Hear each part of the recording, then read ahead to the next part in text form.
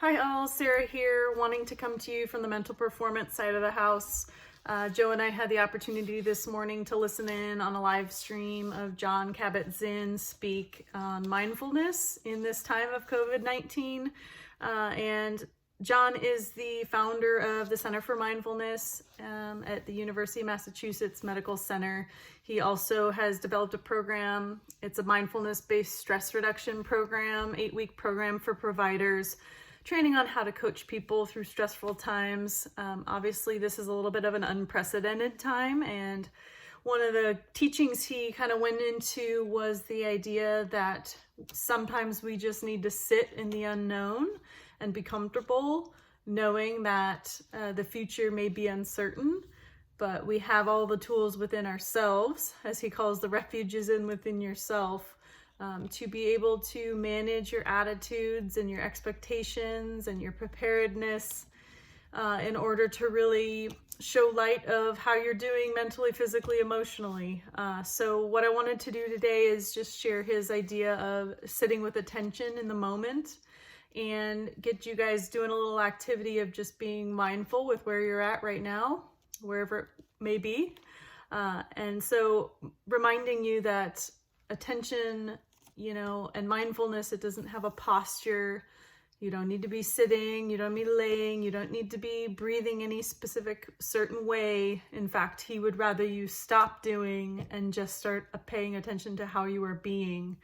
So when you're ready, if you'd like to join me, you can continue watching, you can close your eyes, you can find a posture that feels relaxing, but I'll give you a couple of seconds just to get into that comfortable posture as we move into some of these concepts.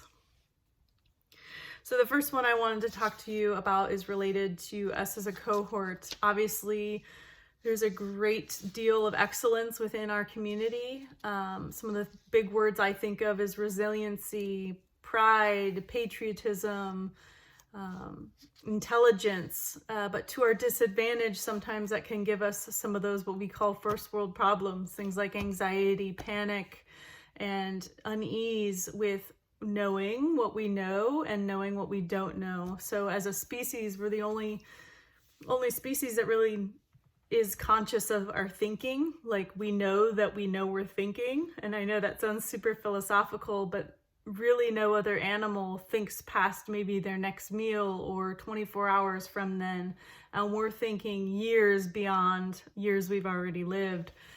So just wanting to bring you back into the idea that you being with yourself right now is really just the building block until what tomorrow's going to look like, and then tomorrow's tomorrow, and so forth and so on.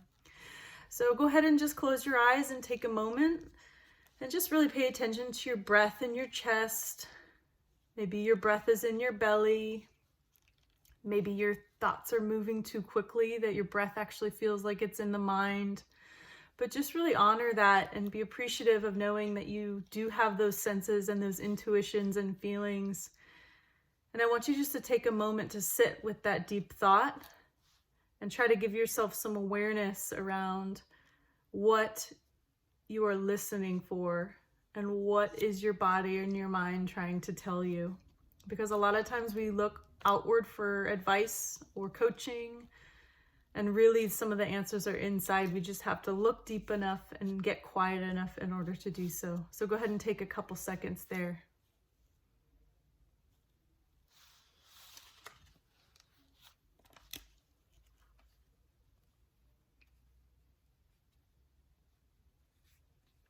Maybe it's paying attention to where you are noticing sensations in your body. Maybe it's the idea that you feel uncomfortable and at dis-ease, kind of not knowing what's coming ahead.